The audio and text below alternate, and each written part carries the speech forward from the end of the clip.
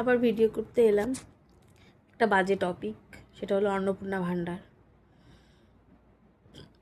অন্নপূর্ণা ভাণ্ডার নিয়ে এত নাটক হচ্ছে, সেই নাটককে মানে কী বলবো, মানুষ মানে আমাদের মাথাটা পুরো খারাপ করে দিচ্ছে।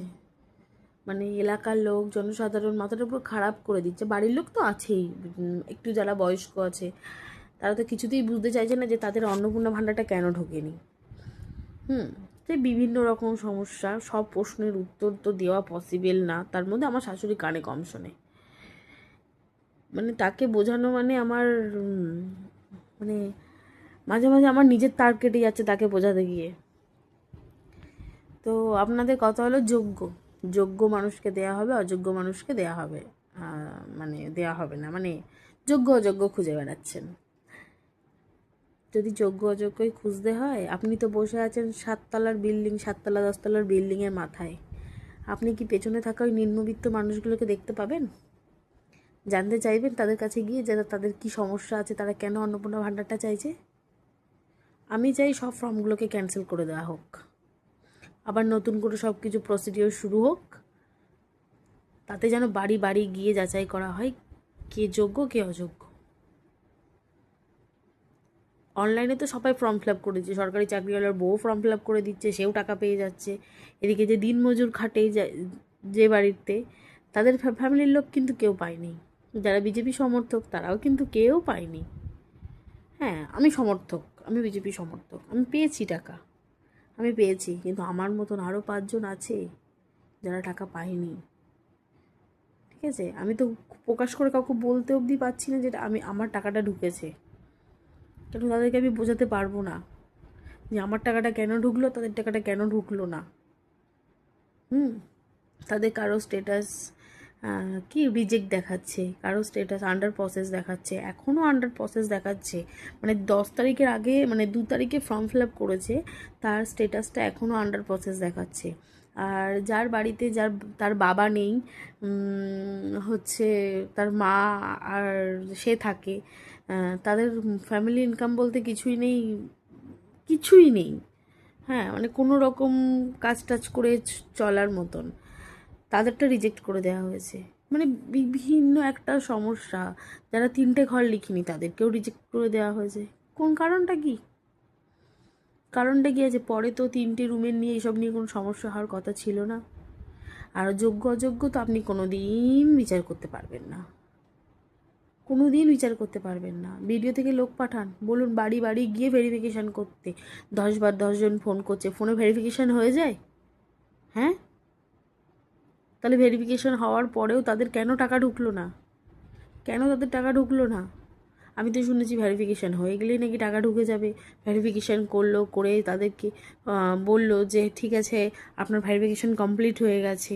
কে ভেরিফিকেশান করেছে, কী করেছে, কোথা থেকে করেছে, কেউ জানে না। আর নিজের ফর্মের ব্যাপারে যে কাউকে কিছু জিজ্ঞাসা করবে, বা অন্নপূর্ণা ভাণ্ডার ব্যাপারে কাউকে কিছু জিজ্ঞাসা করবে, কোনো রাস্তা নেই। কেউ কোথাও কিচ্ছু জিজ্ঞাসা করতে পারছে না, কারোর কাছে কোনো রকম আপডেট নেই। তাহলে একটা কাজ করুন, আপনি প্রত্যেকটা অঞ্চলে যান, প্রত্যেকটা অঞ্চলে গিয়ে প্রত্যেকটা জায়গায় ভিজিট করুন। ভিজিট করে আপনারা বাড়ি বাড়ি যান, বাড়ি বাড়ি গিয়ে বলুন যে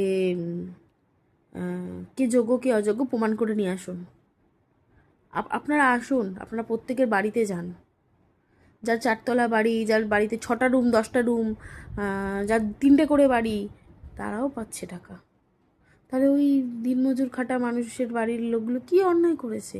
তাদের টালির চাল, তারা কি অন্যায় করেছে? তাদের কি পাওয়ার কি কোনো রকম রাইট নেই?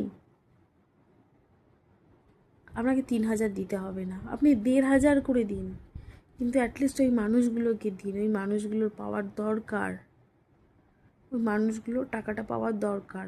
অনেক রকম কাজে লাগে। কীরকম কাজে লাগে জানেন?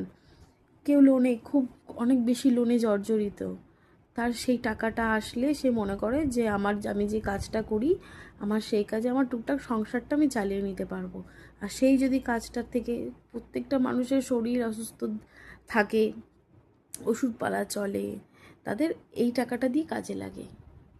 কেউ অনেকটা লোন নিয়ে রেখে দিয়েছে, তখন সে অল্প অল্প করে ওই টাকাটা থেকে লোনের টাকাটা শোধ করে। কারোর বাড়িতে বাচ্চা আছে, সেই বাচ্চাগুলোকে কোনো রকম খাবার, ভালো মন্দ একটু খাবারের জন্য তখন তারা ওই টাকাটা ইউজ করে। এইভাবে যোগ্য অযোগ্য প্রমাণ করতে গেলে বছরের বছরটাই পুরো চলে যাবে। আপনি তো 3 মাস সময় নিতে পারতেন, সময় নিয়ে বলতে পারতেন আমি 3 মাসে পুরো ভেরিফিকেশান করব, 3 মাস পর থেকে টাকাটা ছাড়বো। আপনার কি দরকার ছিল জুন মাস থেকে টাকাটা ছাড়ার? মানুষ তো আপনার কাছে চাইতে পারতো না, আপনার কার কাছে গিয়ে চাইতো? এই যে এখন যেমন কাউকে বলতে পারছে না, নিশ্চয়ই তখনও কাউকে বলতে পারতো না। তাহলে তো একটা সঠিক তো একটা সিদ্ধান্ত আসতো, ঠিক আছে এতজন পাবে, আগে ভেরিফিকেশানটা হয়ে যাক, তারপর সবাই পাবে। এগুলো না করে হুড়োহুড়ান্তি করে টাকাটা ছেড়ে দিলেন, 10 বার 10 রকম কথা বলছেন। একটা যে কোনো একটা সিদ্ধান্তে আসুন। আরও 5জন আছে, 14 বার তারা আমাদের বাড়িতে আসে, এসে এসে জিজ্ঞাসা করে যে কেন টাকাটা ঢুকলো না। আমার কাছে কোনো উত্তর নেই তাদের জন্য, কোনো উত্তর নেই। তার কাছে কি জিজ্ঞাসা করব? আমি নিজেই জানি না কেন ঢুকলো না।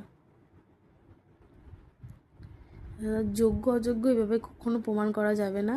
আপনি একটা কাজ করুন, আপনার বুথ প্রেসিডেন্ট যারা আছে সে তাদেরকে দিয়ে কাজ করান, যোগ্য অযোগ্য প্রমাণ করুন, লিস্ট তৈরি করুন, সেই লিস্টটা আপনাদের কাছে পাঠানো হোক, সেই লিস্টের ভিত্তিতে আপনারা মানুষকে টাকা দেবেন। না নতুবা টাকা চায় না। এভাবে 1জন পাবে 2জন পাবে না, 3জনের জন্য মন খারাপ হবে, এগুলো ভালো লাগে না দেখতে। সবার প্রয়োজন টাকাকে, মানুষকে টাকা যত দেবেন না তাদের আরও বেশি প্রয়োজন হয়। রেলের চাকরি করছে, বড় ব্যবসা আছে, এতগুলো বাড়ি আছে, হ্যাঁ অনেকগুলো জমি আছে, তারা যথেষ্ট এস্টাবলিশ, যথেষ্ট, তাদের প্রয়োজন নেই টাকার, তাদেরও টাকা ঢুকছে। এতেই তো মানুষের রাগটা বাড়ছে না। আপনারাই তো বলছেন যে টিএমসি আধিকারিকরা নাকি ঠিকঠাক কাজ করছে না, তাহলে তাদেরকে এখান থেকে সরিয়ে দিন। কেন পার্টির বদনামটা করছেন? দেখছেন এতদিন ধরে যে সবাই পার্টির বদনাম করার জন্য উঠে পড়ে লেগেছে প্রথম থেকে, তাহলে কেন তাদেরকে রেখে দিয়েছেন এখনও? আমি তো এটাই বুঝে পাচ্ছি না। এত সত্যিপানা করে কি হবে? আলটিমেটলি কিচ্ছু হবে না, আপনাদেরকে কেউ ছুতেও পারবে না। পারবে কাদের জানেন? এই বুথের লোকজনদেরকে, তারপরে যারা বিজেপি সমর্থক তাদেরকে যখন খুঁজে পাবে তাদেরকে তখন ধরে ধরে চাপকাবে। তা যেটা কাজ করছেন একটা শান্ত, আমি আগেও অনেক ভিডিও করেছি যার মধ্যে আমি বারবারই বলেছি একটু শান্ত মাথায় শান্তভাবে একটা ডিসিশানে আসুন। এভাবে হয় না, এভাবে হয় না। একটা অন্নপূর্ণা ভাণ্ডার নিয়ে যদি 3 মাস লাগান, তাহলে 3 মাসেও কোনো সুরাহা হচ্ছে না মানুষের, তাহলে বাদবাকি প্রকল্প কবে চালু হবে তার তো কোনো ঠিক নেই, কোনো ঠিক নেই। আগে তো দেশ দেখতে হবে, আগে দেশের জনসাধারণ কী চাইতে হবে সেগুলো দেখতে হবে। আমি তো তাই জানি, আমি জানি না, এর থেকে বেশি আমি কিছু জানি না। আমার মনে হলো আমি এই কথাগুলো বললাম।